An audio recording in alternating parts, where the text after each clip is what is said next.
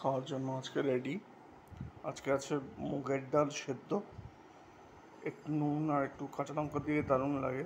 কাঁচা লঙ্কাটা আজকে নেই, সেদ্ধটাও খুব সুন্দর লাগে, একটু ঘি দিলে আরও ভালো লাগে।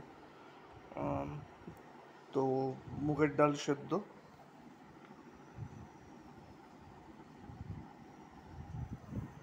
তার সঙ্গে আছে ভেন্ডি ভাজা,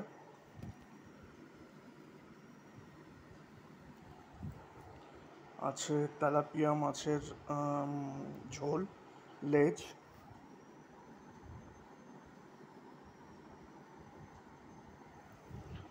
পিস, আর